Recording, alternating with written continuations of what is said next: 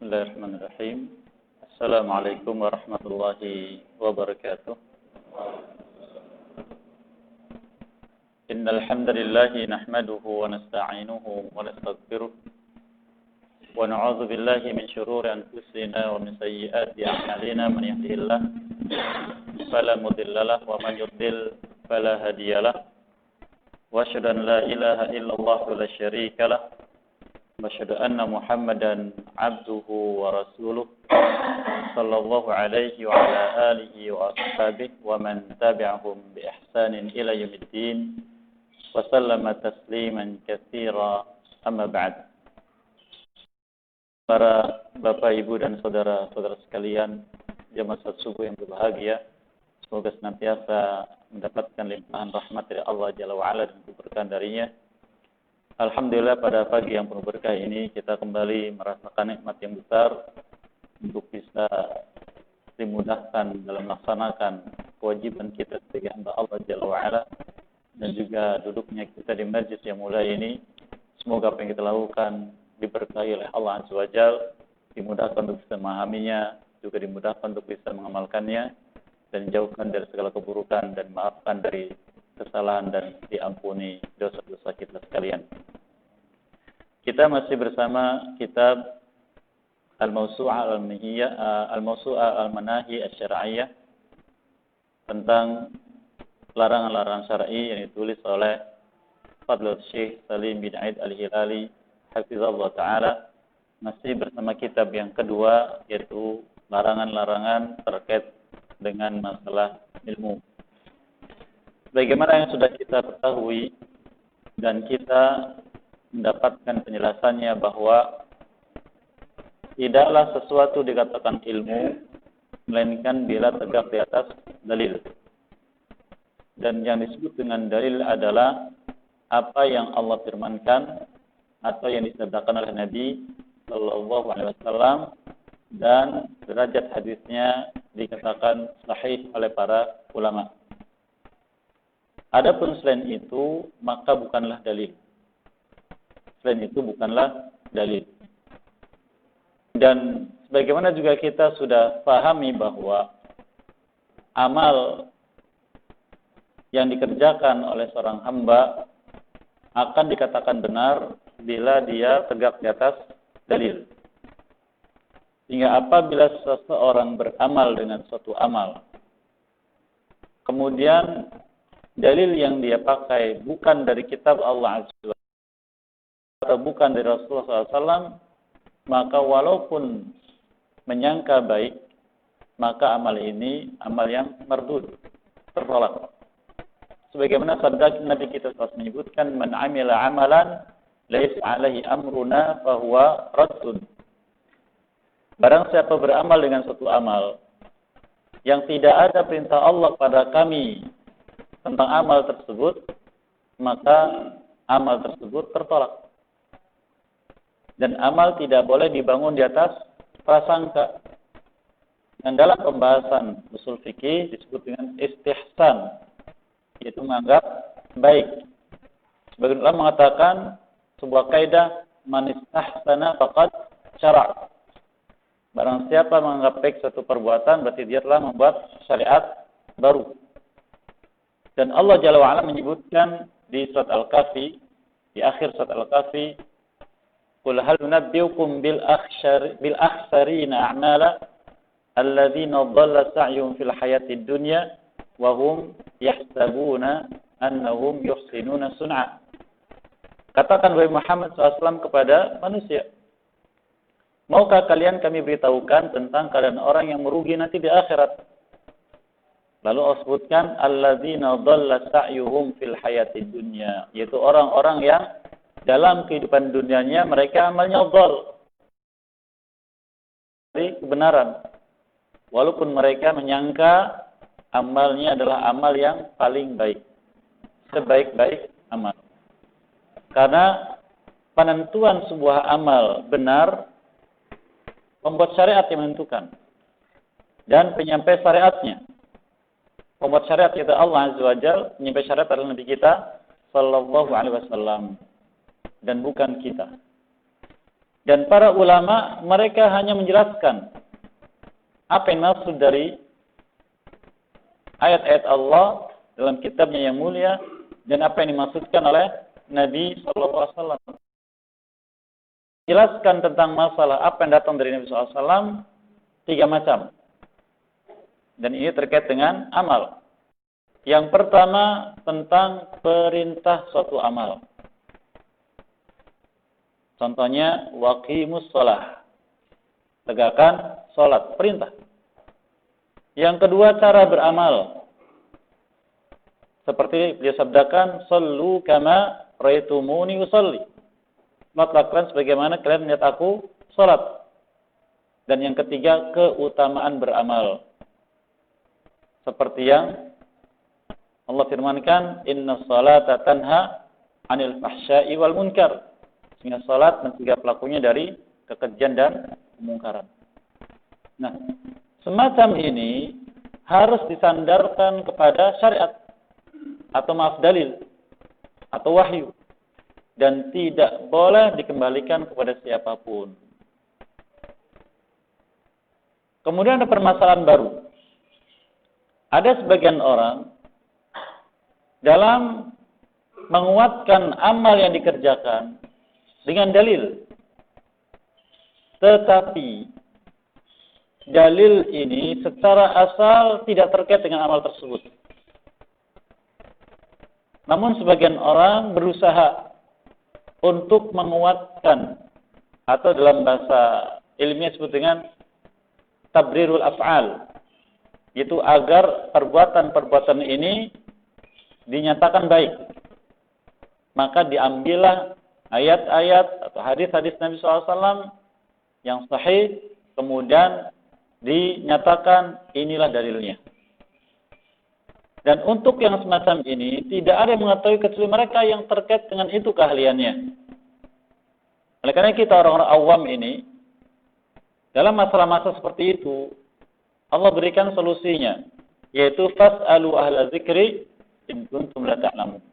Bertanya pada ahli zikir jika kalian tidak mengetahui, yaitu yang ahli dalam masalah dalil atau wahyu tentang fikihnya, tentang pemahamannya. Betulkah ayat itu dalil perbuatan ini? Betulkah hadis itu dalil perbuatan ini? Seperti contohnya yang terjadi pada bulan yang mulia ini. Bulan apa ini Bapak Ibu? Rabiul Awwal. Bermunculan orang-orang yang mencoba menarik-narik ayat, menarik-narik hadis Nabi SAW untuk menguatkan perbuatan-perbuatan yang dianggap baik. Hakikatnya mengetahui bahwa tidak ada dalil sama sekali dari ayat atau dari hadis Nabi SAW yang sahih. Dan mereka pun tahu tidak boleh berdalil dengan hadis dhaif, apalagi palsu dalam sebuah amal.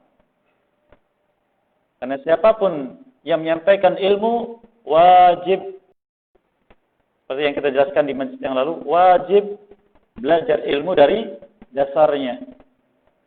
Semua disiplin ilmu, ya, termasuk tentang kaidah-kaidah dalam pendalilan.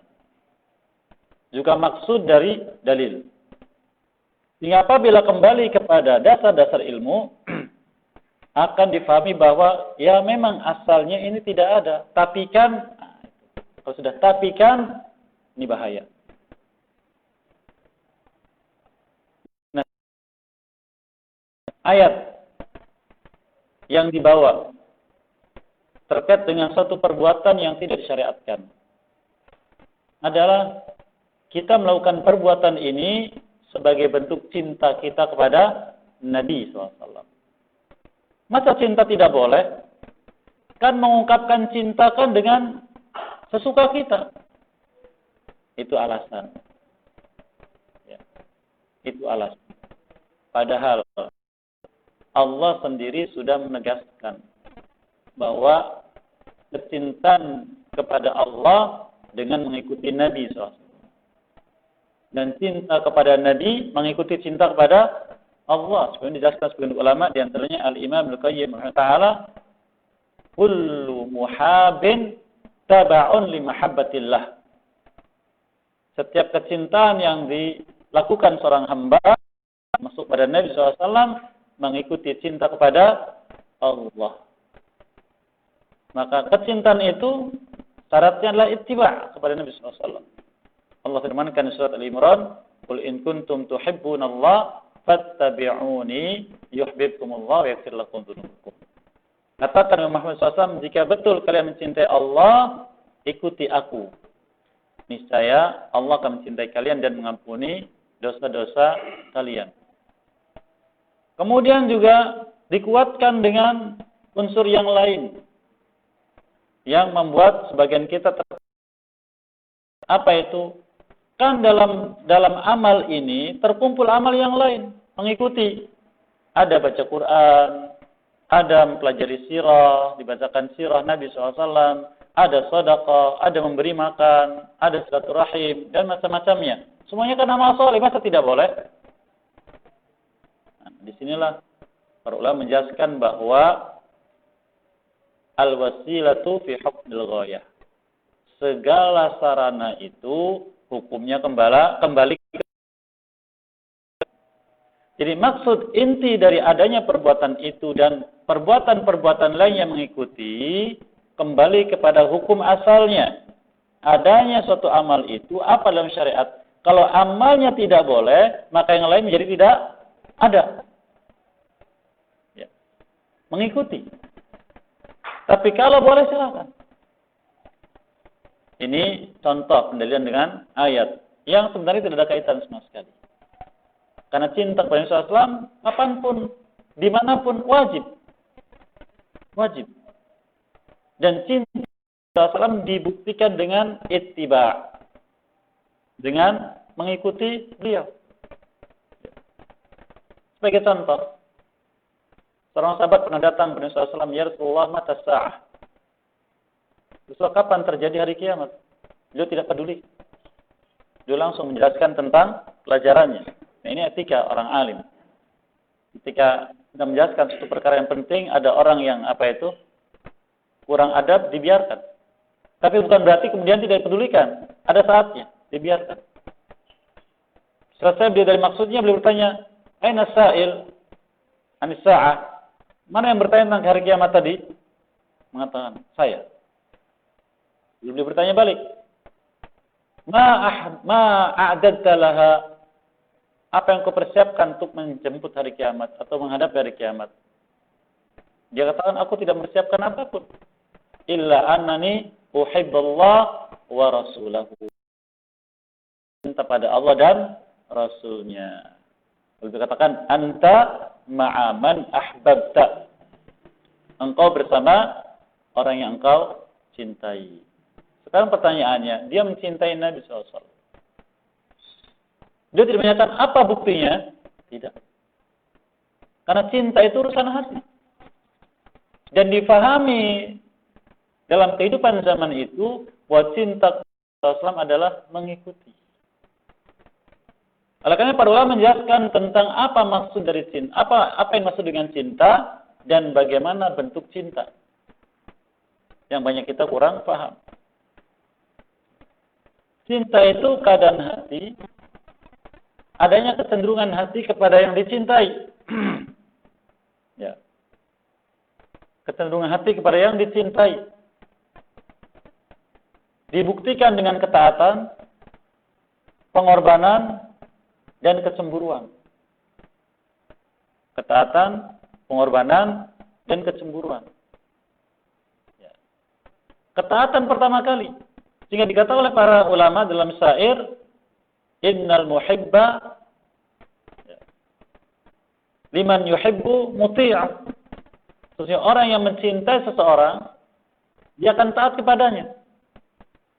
Nah, mana bentuk ketaatannya? Karena yang maksud dengan taat itu adalah fi'lul awamir wa tarkin nawahi. Menjalankan perintah dan menjauhi larangan. Ini gambaran secara umum. Dan yang kedua, mengambil dalil dari hadis Nabi SAW. Dari hadis yang sahih. Padahal tidak ada hubungan sama sekali. Tapi ditarik. Untuk tabrir tadi. yaitu agar dianggap baik. Dan di antara dalil yang banyak gunakan hadis Imam Bukhari rahimahullah taala, pertanyaan seorang sahabat kepada Nabi sallallahu alaihi wasallam tentang saumnya pada hari Senin. Ada apa dengan saum hari Senin ya Rasulullah? Beliau menjawab, "Dzakal yaum wulidtu." Pada hari itu aku dilahirkan. Aku dilahirkan. Ini menjadi intinya. Kemudian disimpulkan beliau saja merayakan hari kelahirannya. Berarti, nah kalau sudah ada berarti bagaimana? Ini menarik dalil. Menyimpulkan sendiri. Menyimpulkan maksud dari dalil harus dengan ilmu dan harus dengan kejujuran. Seandainya betul hadis ini dalil tentang hal tersebut, maka kita bertanya, apakah Nabi SAW merayakannya setiap pekan atau setahun sekali? Bagaimana jawabnya? Setiap pekan. Loh, Anda kenapa cuma setahun sekali? Yang kedua, apabila betul, maka Nabi SAW apakah merayakan harinya atau tanggalnya? Apa jawabannya? Harinya, bukan tanggalnya. Mengapa Anda tanggalnya? Sedangkan tanggal kan ulama beda pendapat. Ada yang mengatakan tanggal 12, ada yang mengatakan tanggal 13, mengatakan tanggal 11. Beraneka ragam pendapat. Ini contoh. Kalau dalil itu, hadis itu sahih. Apalagi kalau hadis itu dhaif.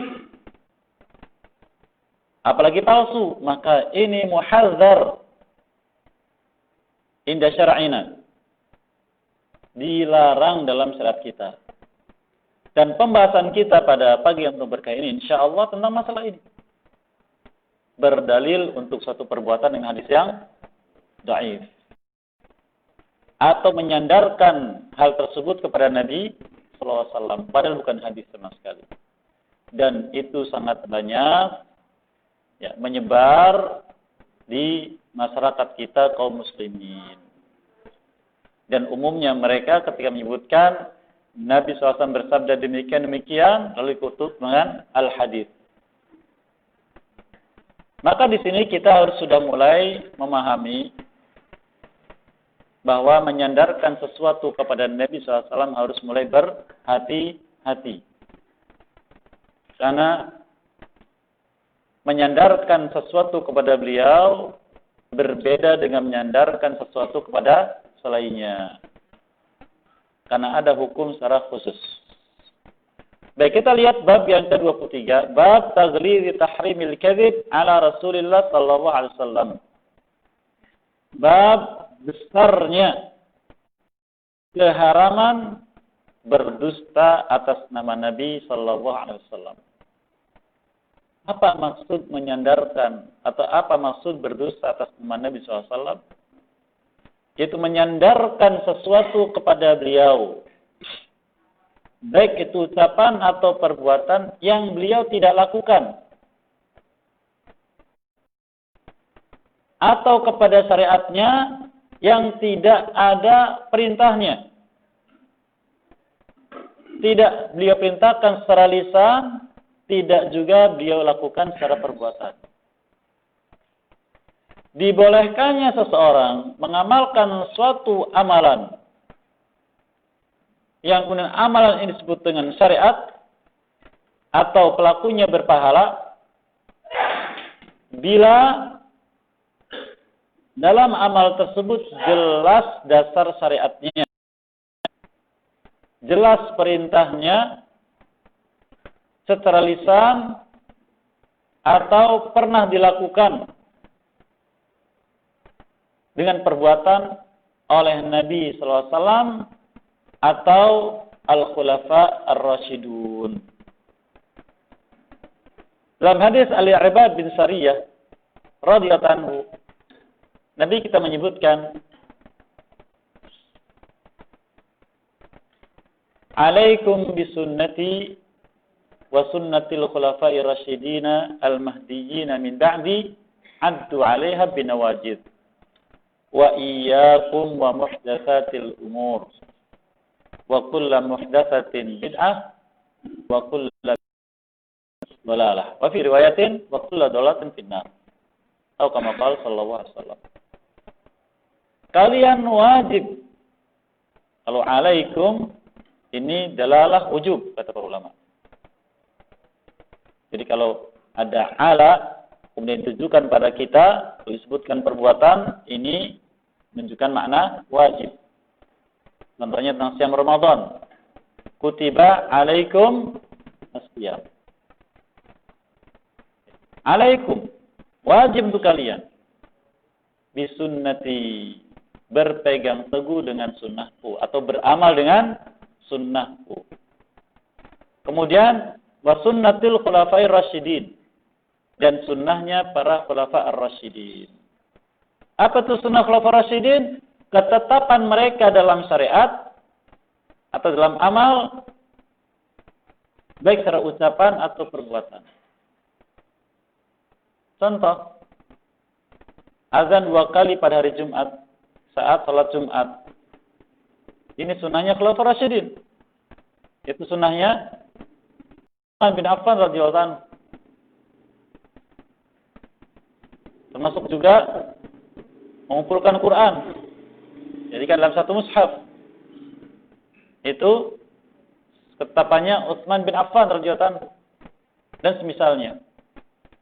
Maka yang seperti ini sebagai contohnya masuk kategori sunnah.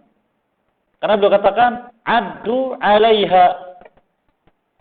Pegang teguhlah oleh kalian sunnah tersebut.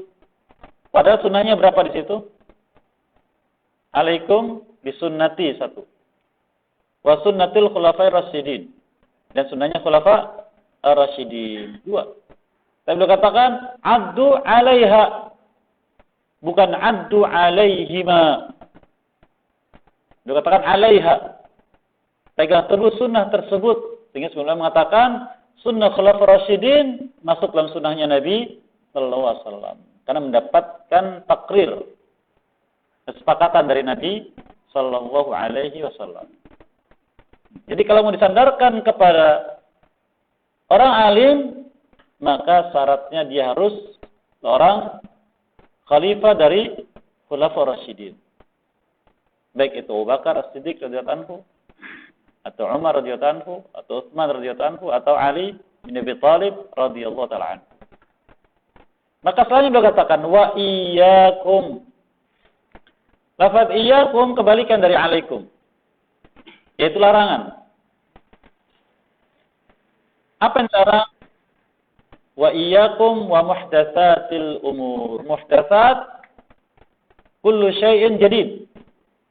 Segala sesuatu yang baru. Segala sesuatu yang baru. Ya. Kemudian, mengapa dilarang? Bukankah manusia dalam hidupnya itu berkembang? Setiap zaman mesti muncul perkara yang baru? Ya. Tidak. Khusus apabila perkara baru ini diyakini sebagai sebuah syariat. Karena nasnya bicara tentang masalah syariat, tentang masalah sunnah.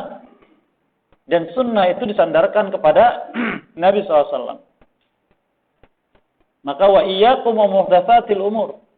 Waspada kalian dari segala sesuatu yang baru yang diyakini sebagai syariat.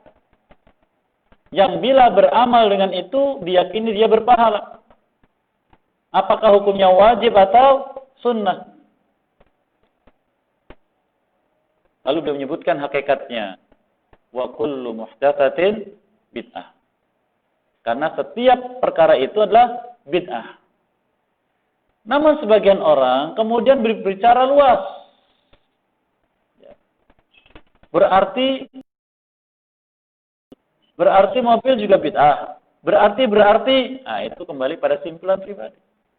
Tentang masalah ini, yaitu unsur duniawi, ada nas yang lain yang menyebutkan.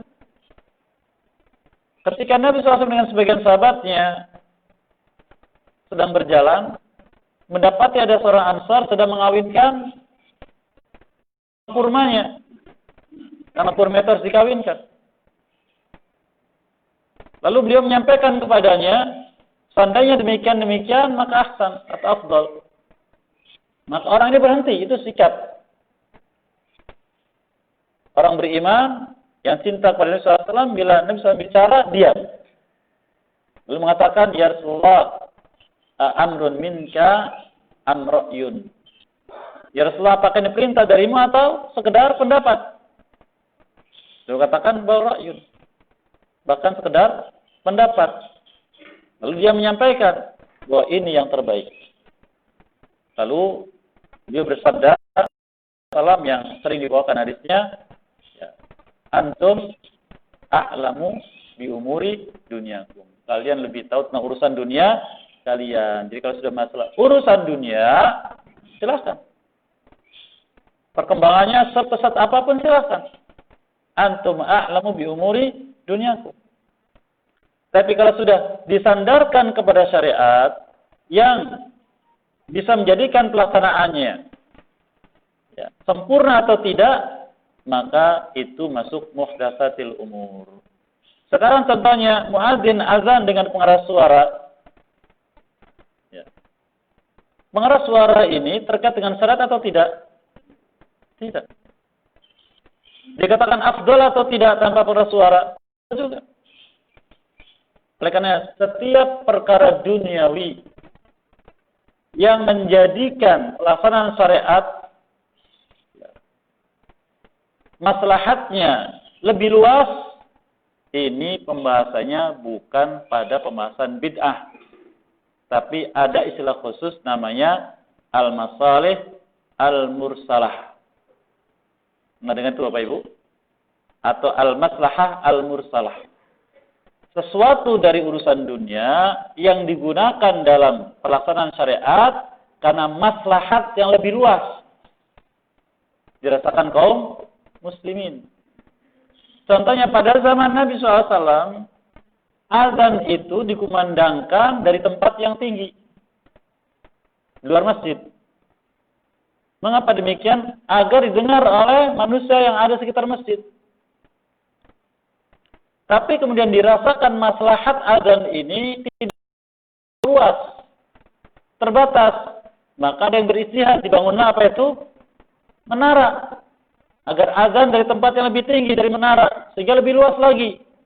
Maka dibangunnya menara masuk bid'ah atau sunnah atau apa tadi satunya? Bapak Ibu? Maslahah mursalah. Ingat-ingat Bapak Ibu ya. Maslahah mursalah. Yang mana? Atau maslahah mursalah? Maslahat mursalah. Sehingga kalau zaman sekarang sudah ada pengeras suara, nah pengeras suara masuk yang mana juga? Sunnah, bid'ah, maslahah mursalah. Maslahah mursalah. Sudah ada pengeras suara, berarti menara itu butuh tidak? Butuh tidak? Tidak butuh. Maka itu masuk kategori tabzir. Apa itu tabzir? Buang-buang manfaat. Coba bangun menara tinggi, besar, sekian miliar. Kalau dibangunkan masjid yang lain, manfaat. Wah, menaranya luar biasa. Padahal maksud adanya menara itu adalah untuk maslahat mursalat. Agar muadzin naik ke atas, lalu adanya bagaimana? Tersebar luas. Nah, sekarang sudah ada pengeras suara. Ada gambar Bapak Ibu? Nah, jadi disandarkan kepada agama itu, kalau betul dalilnya, baik itu apa tadi? Macam dalil? 1, lupa. 2, 1 perintah. 2 cara pelaksanaan. 3 keutamaan. Ini semuanya harus kembali pada dalil, Bapak Ibu sekalian. Tidak boleh dari siapapun. Nah, macam sunnah itu, macam perbuatan itu, kalau betul hadis dari Nabi SAW, maka itu sunnah. Sesuai dengan apa yang beliau inginkan, beliau sampaikan. Kalau tidak sesuai atau disandarkan kepada beliau, itu namanya bid'ah. kalau suatu perbuatan itu mendukung pelaksanaan syariat dan tidak diyakini utama atau tidak utamanya, maka namanya maslahat mursalah. Ada gambar ya, Bu Ibu ya? Baik. Nah, permasalahan kita di sini akan kita bahas adalah menyandarkan kepada Nabi SAW dalam pelaksanaan sebuah syariat, baik mengadakan syariat yang baru atau yang sudah ada tapi diadakan dan disandarkan kepada Nabi SAW. Jadi berdusta atas nama Nabi SAW itu adalah dengan menyandarkan sesuatu kepada beliau sehingga diyakini sebagai sunnah. Baik. Al-kadzib, apa itu kadzib? Dusta, apa itu dusta Bapak Ibu? Ya. Melakukan sesuatu yang tidak sesuai dengan hakikatnya. Atau melaksanakan sesuatu yang bertolak belakang dengan intinya. Contoh seorang berbicara sesuatu padahal keyakinannya tidak begitu. Atau buktinya tidak begitu. Ini dusta. Maka dusta atas nama Nabi SAW adalah melakukan suatu perbuatan atau meyakini suatu perbuatan Nabi SAW tidak menetapkannya. Nah, dalam masalah ini adalah menyandarkan kepada beliau. Baik, kemudian beliau penulis rahimahullah hafizahullah menyebutkan an Nabi Hurairah radhiyallahu anhu qala Rasulullah SAW man kadzaba alayya muta'ammidan falyatabawwa maq'adahu minan nar. Man, apabila kita mendapati syariat atau nas atau wahyu atau dalil baik dari ayat atau dari hadis Nabi SAW disebut dengan man, ini umum. Artinya siapapun pelakunya. Siapapun pelakunya, termasuk para sahabat. Termasuk para sahabat. Tapi sebagian orang, dan saya mendengarkan sendiri rekamannya, mengatakan dalam melaksanakan syariat kita boleh berinovasi. Nah, dengar itu Bapak Ibu. Boleh berinovasi. Lalu bawakan dalil-dalil. Ya, lalu sebutkan contoh dalilnya. Bilal bin Rabah radhiyallahu taala anhu. Beliau berinovasi dalam ibadah. Beliau setiap kali wudu, apa itu? Salat 2 rakaat. Padahal Nabi SAW tidak pernah mengerjakan, tidak juga menyuruh. Ya tidak. Inovasi. Nah, kita harus waspada dari orang semacam ini. Menarik-narik dalil. Untuk menguatkan maksud pribadi. Perlu kita ketahui Bapak sekalian. Sesuatu dikatakan syariat ketika wahyu masih turun. Ketika wahyu masih turun. Para sahabat betul mereka berbuat apa yang menurut mereka baik. Ketika wahyu masih turun. Karena mereka yakin betul dan sudah mafhum di antara mereka. Seandainya dilarang wahyu akan turun. Walau Nabi SAW tidak tahu akan sampai beritanya kepada beliau.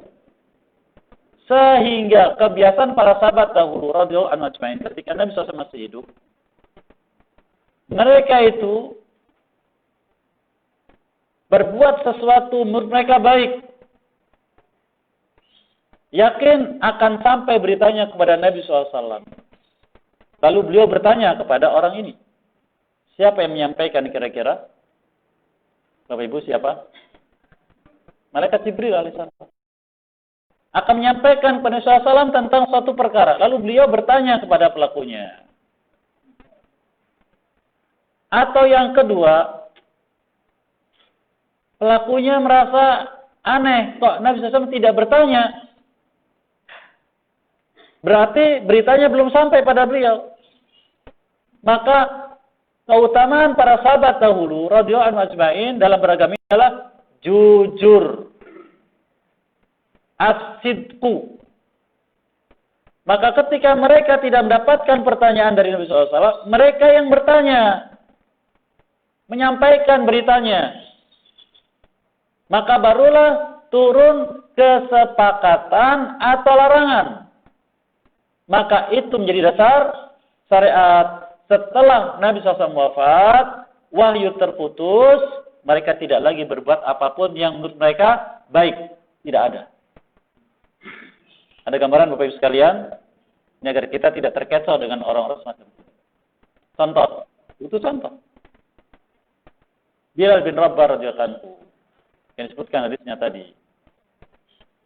Beliau berprasangka baik. Setiap kali wudu, tidak siang, tidak malam, salat 2 rakaat. Sampai tidak ditanya kepada Nabi. Ketika sampai apa yang dilakukan beliau alaihi wasallam? Bertanya pada Bilal, ya Bilal, ya kan? Apa yang menyebabkan engkau sampai suara trompa sendalmu terdengar di surga? Maka Bilal pun menyebutkan radhiyallahu anhu.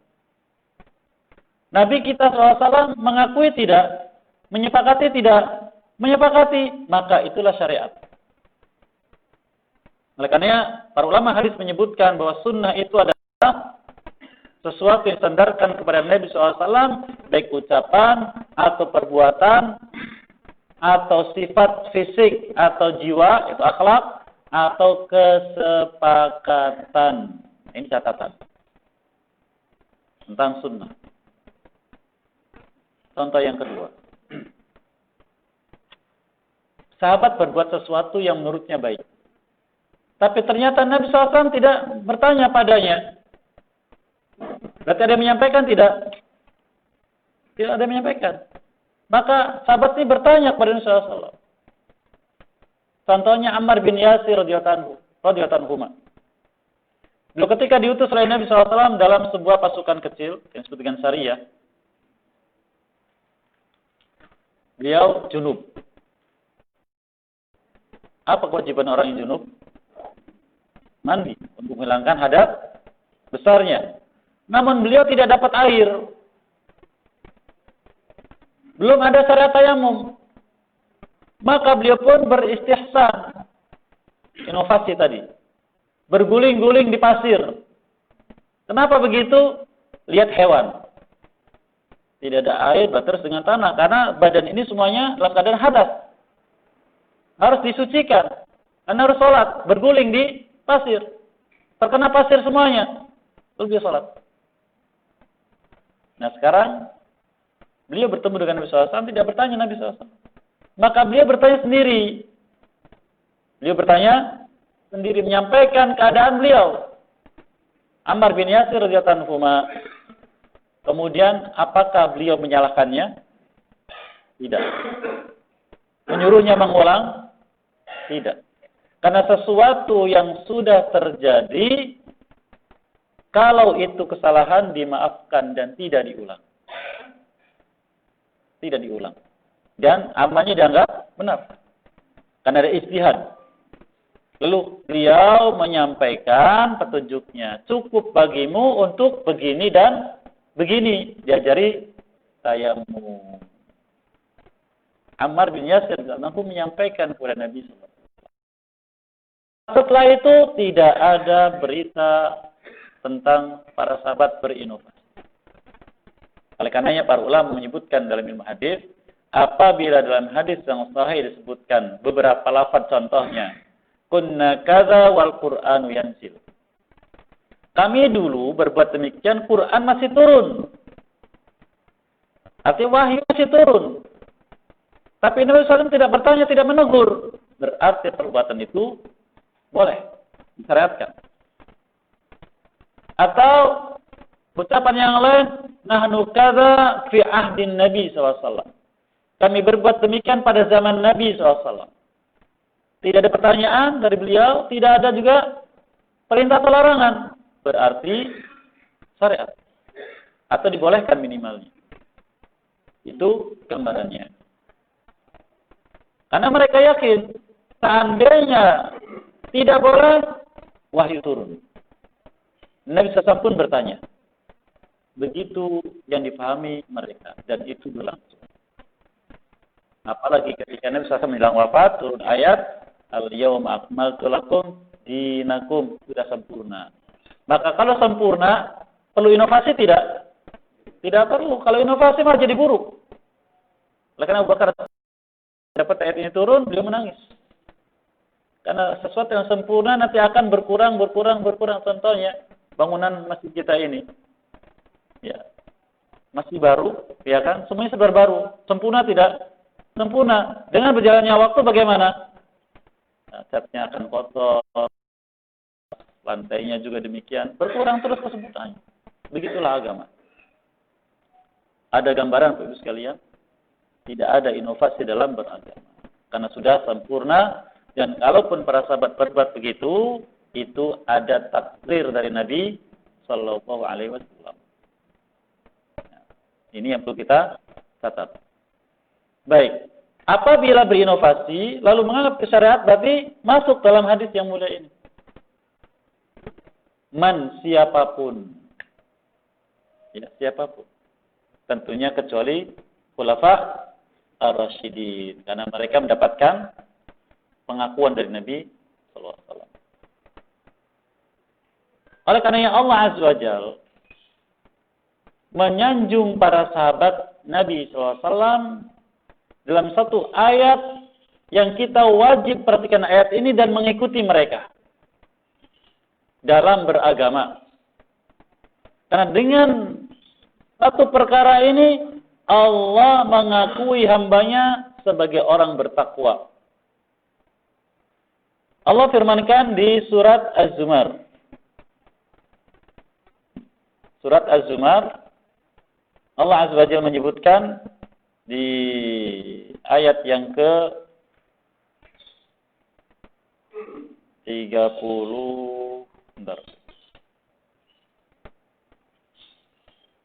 30.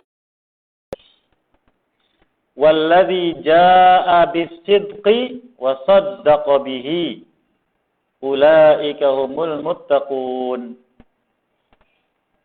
Ya. Orang yang datang dengan as-sidqu. As-sidqu mana bahasanya adalah kebenaran atau kejujuran.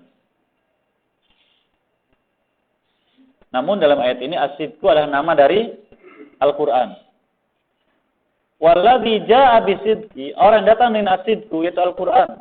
Siapa beliau? Siapa Bapak Ibu? Nabi kita Muhammad SAW. Yang datang dengan as-sidqu. Wa saddaqa bihi, dan yang melakukan tasdik terhadapnya. Bihi ini ada dua tafsir. Pertama kembali kepada Nabi SAW, yang kedua kembali kepada Al-Quran. Dan masing-masingnya syar'i diakui. Dan kepada Nabi SAW kepada Al-Quran, membenarkannya, beriman terhadapnya. Lafadznya wasaddaqa bihi, jujur. Karena jujur itu adalah yakin terhadap sesuatu, berpegang teguh dengannya dan mengamalkannya. Itu namanya tasdiq. Saddaqa bihi. Siapa mereka? Generasi awal umat ini. Ketika ayat ini turun. Lalu siapapun yang mengikuti perbuatan mereka. Apa kata Allah? Ulaika humul muttaqun, itulah orang-orang yang bertakwa. Sehingga kalau kita bertanya kepada orang-orang yang suka narik-narik dalil tadi, hadirkan kejujuran Anda. Masalah ini ada tidak hadis yang sahih? Baik, hadis yang sahih itu dalil tentang ini. Apakah hanya Anda yang berpendapat atau orang zaman sekarang atau para imam kita yang 4 mengatakannya? Kalau sesuatu itu bagian dari syariat, tidak akan mungkin imam kita yang 4 tidak bicara. Mesti akan membicarakannya. Mesti akan membicarakannya.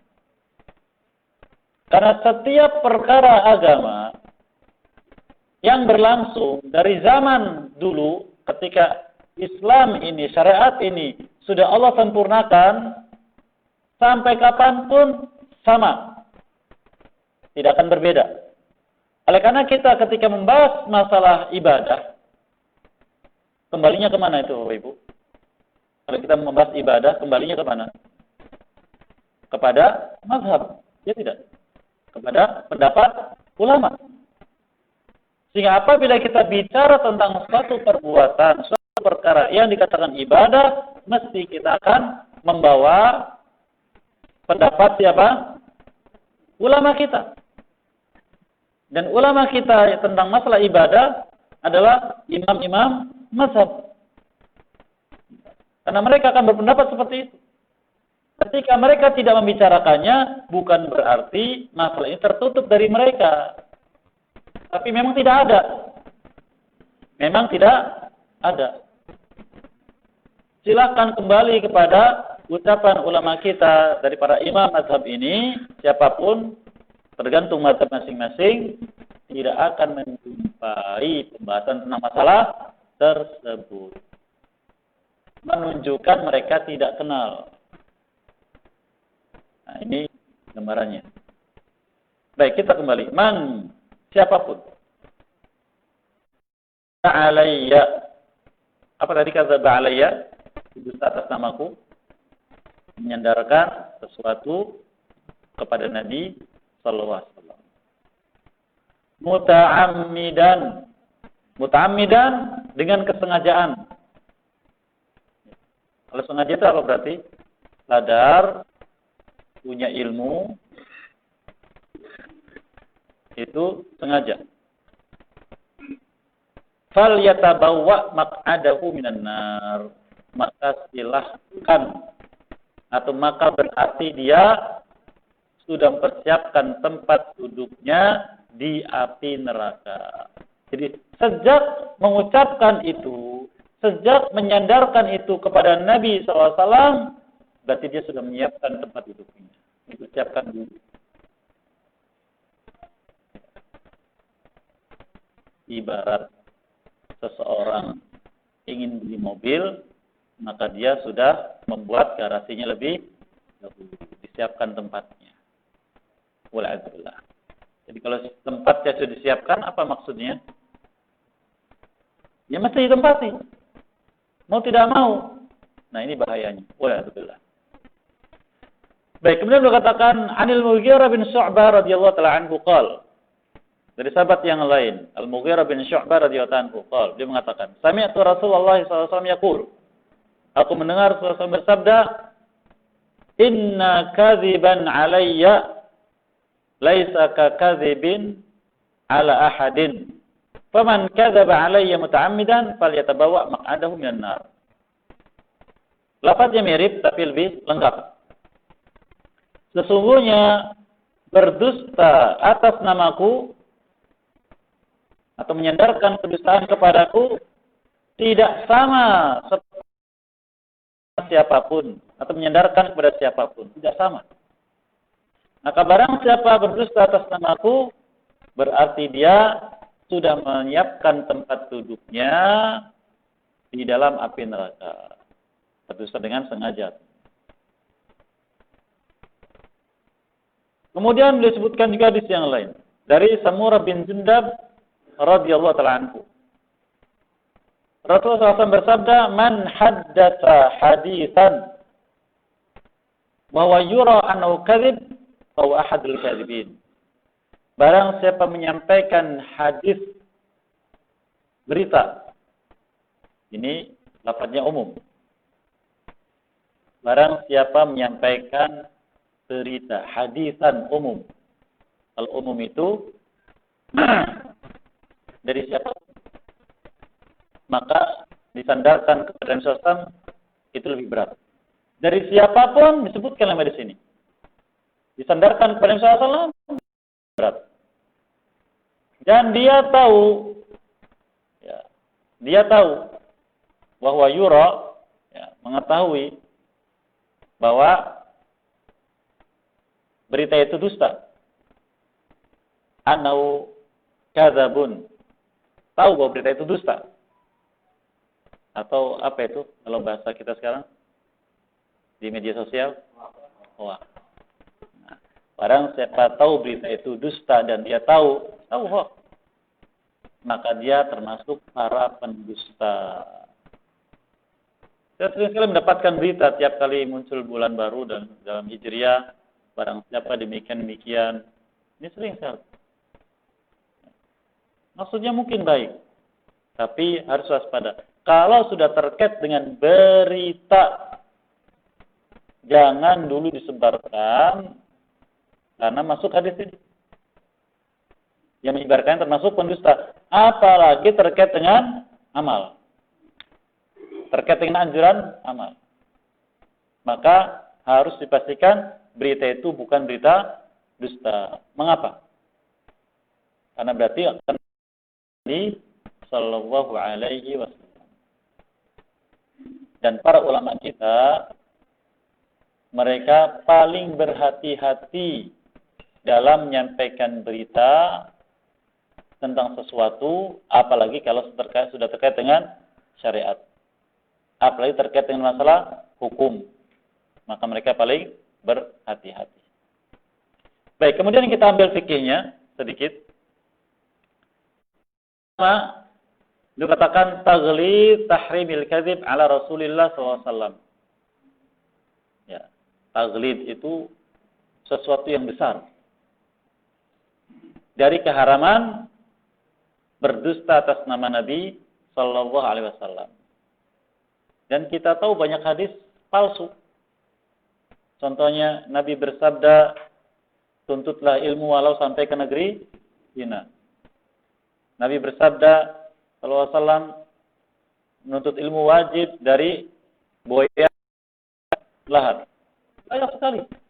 Maka waspada.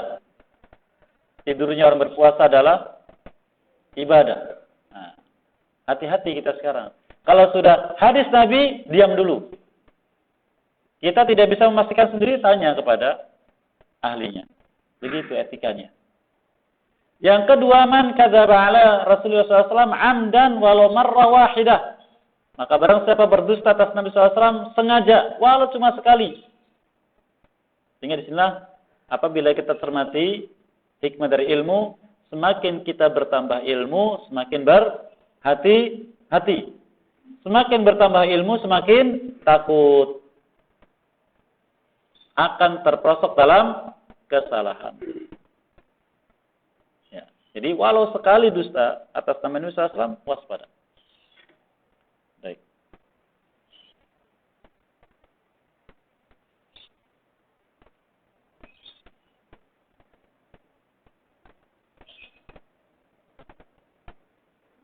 Kemudian yang berikutnya,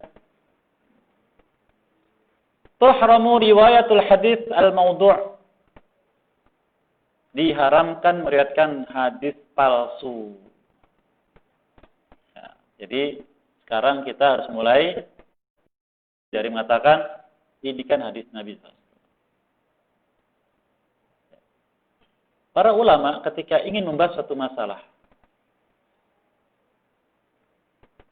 mereka pertama melihat masalah itu dikenal tidak pada zaman dahulu. Kalau dikenal, akan mencari pembahasannya dari para ulama zaman dahulu. Karena mencukupi. Yang kedua, apabila masalah ini baru, maka mereka mencari ada tidak hadis Nabi SAW yang mengisyaratkan itu. Dicari hadisnya. Kalau tidak ada, mereka diam. Dan mencari pendapat para ulama. Kecuali mereka sudah bisa beristihad. Yang ketiga, kalau dalam masalah itu disebutkan satu hadis dari Nabi SAW, maka mereka akan melihat derajat hadis sahih atau dhaif atau palsu. Karena bila ternyata masalah disebutkan hadisnya palsu, ditinggalkan langsung. Tidak buang-buang waktu, tidak buang-buang tenaga. Kalau sekarang bagaimana? Ini sering kita dapati orang bicara panjang tentang satu masalah, waktu habis, tenaga habis. Ternyata hadisnya lemah atau palsu. Tidak ada artinya.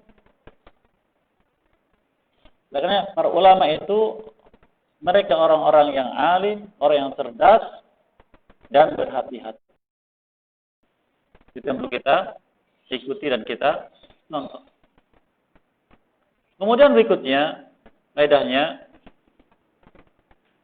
beliau mengutip ucapan Imam Baghawi rahimahullah taala, "I'lam anna al-kadhib 'ala an-nabi sallallahu alaihi wasallam a'zam anwa'il kadhib ba'da kadhibil kafir 'ala Allah."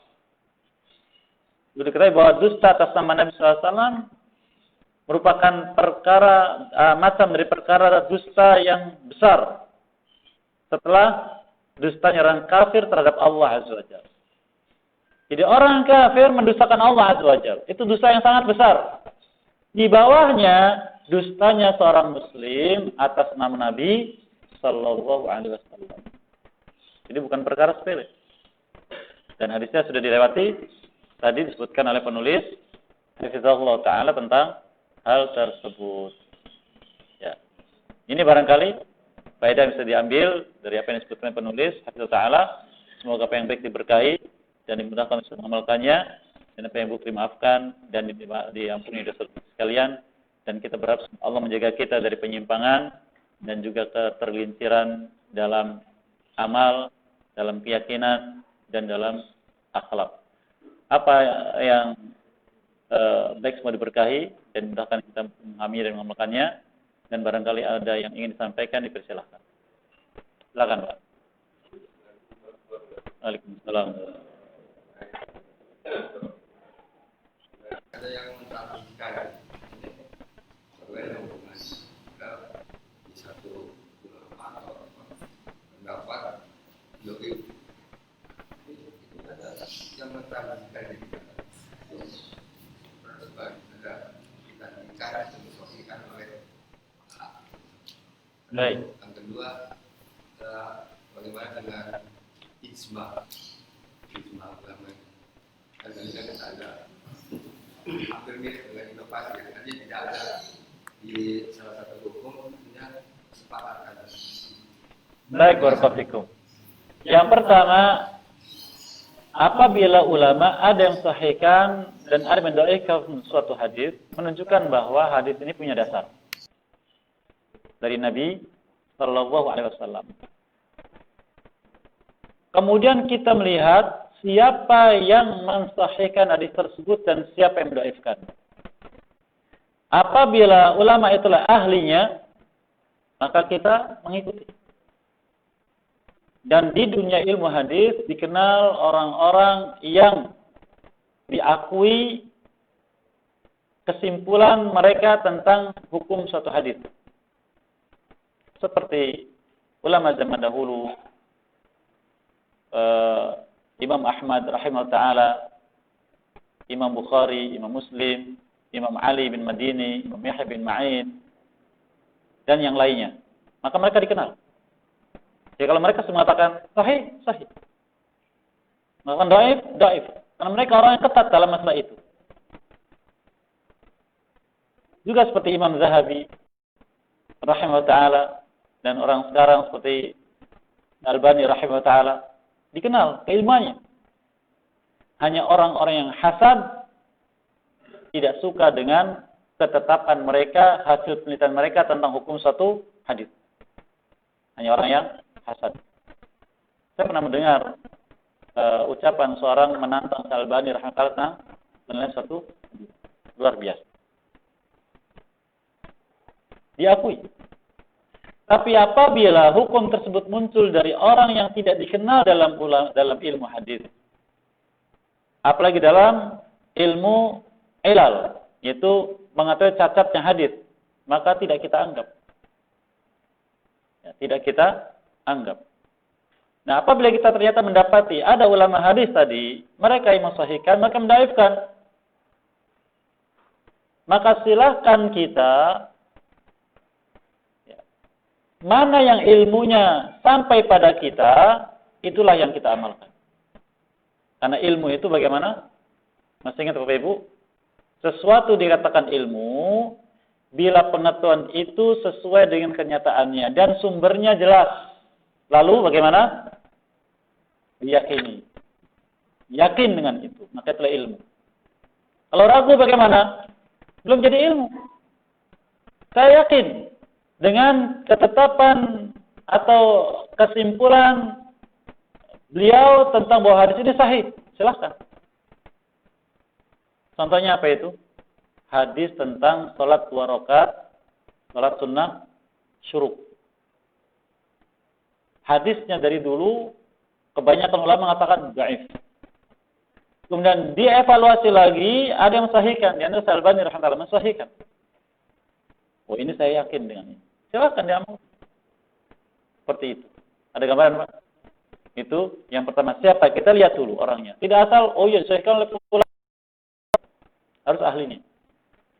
Kenapa? Karena Imam Tirmidzi rahimahullah mengatakan, ilalul hadis 'inda al-muhadditsin ka saharati 'inda al-awwam.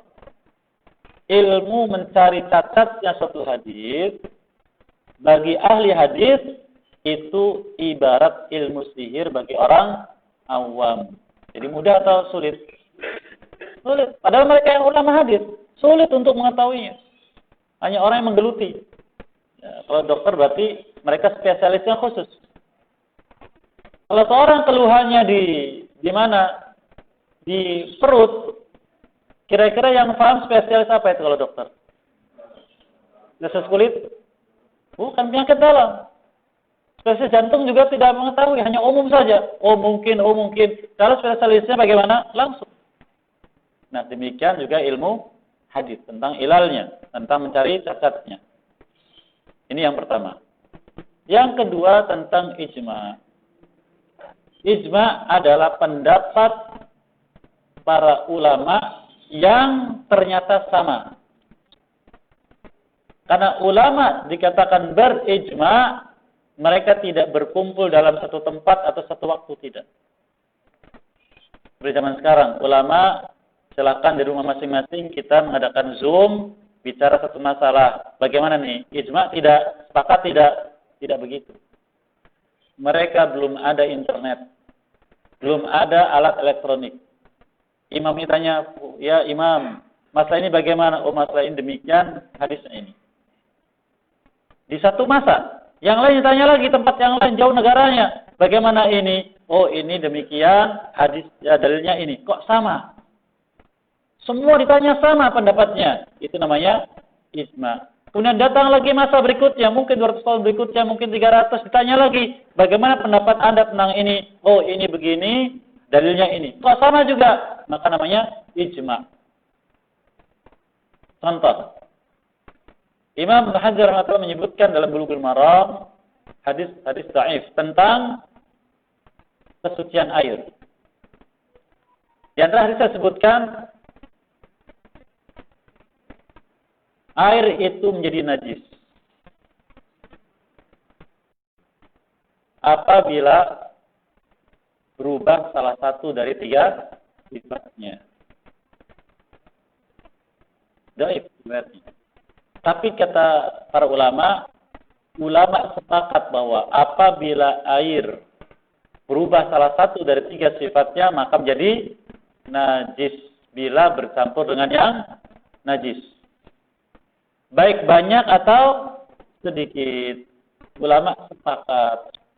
Maka dasar hukum menentukan masalah itu bukan lagi hadis, tapi kepada ijma.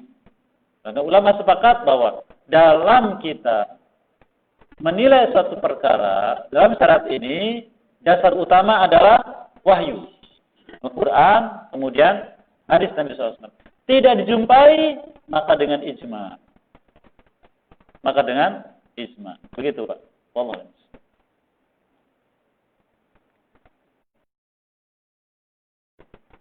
Silakan. Waalaikumsalam.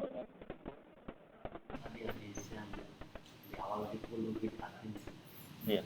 Ada sebagian ustaz yang pernah dengar bahwa makna kulub itu tidak hanya setiap juga sebagian besar. Baik. Maka memahaminya sebagian besar bid'ah, bukan semua bid'ah. Itu mohon penjelasan. Baik, barakallahu fikum. Tentang satu masalah ketika memang tidak memiliki dasar hukum, maka pelakunya mencari-cari celah untuk menguatkan agar terhindar dari larangan, agar dikatakan boleh. Lalu menipu kita dengan kaidah-kaidah bahasa. Syekhul Islam Ibnu Taimiyah di juz yang pertama penjelasan. Seseorang, yang maknanya saya sebutkan, seseorang apabila menyandarkan hanya kepada akal saja dalam syariat, memahami syariat, akal saja, atau bahasa saja, apalagi dengan filsafat, maka akan tersesat.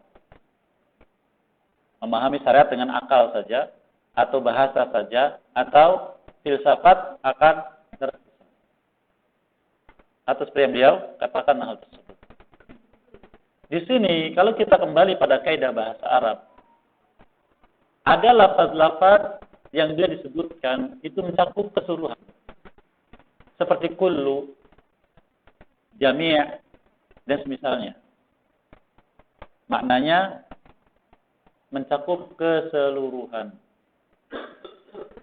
Maka apabila kita ingin memahami makna itu tidak mencakup seluruhnya, berarti ada qaid namanya. Apa itu qaid? Yang memberi catatan atau istisna, pengecualian. Contohnya, seorang guru bicara, kullu tulab fasal hadza hadirun illa fulan fa innahu marid. Seluruh siswa kelas ini hadir kecuali sakit. Nah, begitu.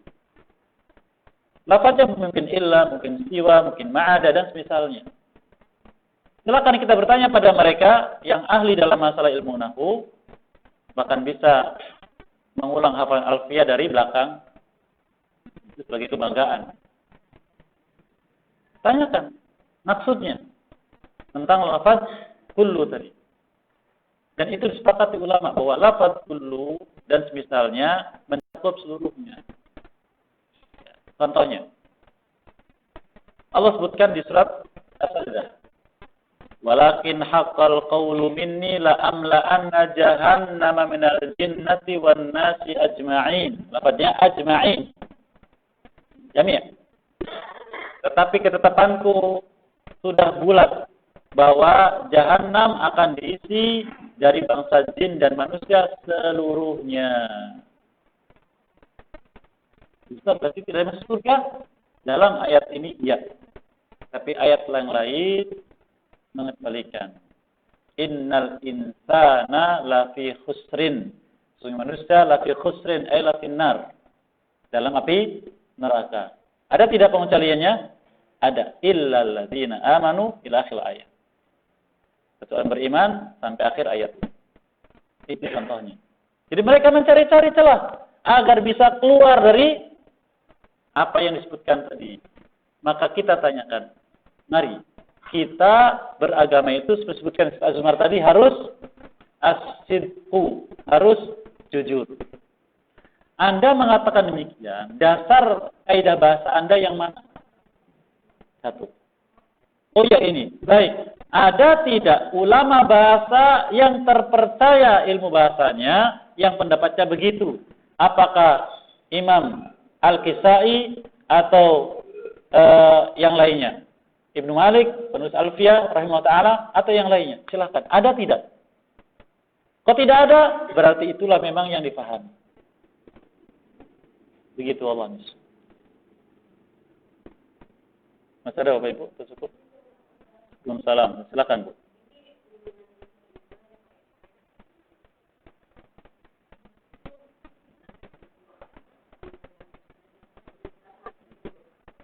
Iya. Yang namanya isbal itu untuk laki-laki itu pakaian dari atas ke bawah, Bu. Jadi kalau dari atas ke bawah itu namanya isbal, baik itu jubah atau sarung atau celana panjang. Tapi kalau dari bawah ke atas itu bukan isbal namanya. Kaos kaki misalnya, khuf, itu bukan isbal. Ini yang perlu kita pahami. Oleh karena dalam masalah ilmu itu kita paham dulu definisi suatu istilah, kemudian dalilnya, kemudian faedahnya. Begitu Bu ya. Allah mesti. Jadi kalau dari bawah ke atas itu bukan isbal.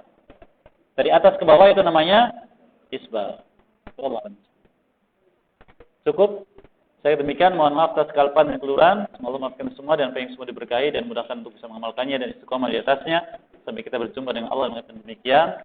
Wassalamualaikum Muhammadin wa ala alihi wa sahbihi ajmain wa da'wana alhamdulillahirabbil alamin. Assalamualaikum warahmatullahi wabarakatuh.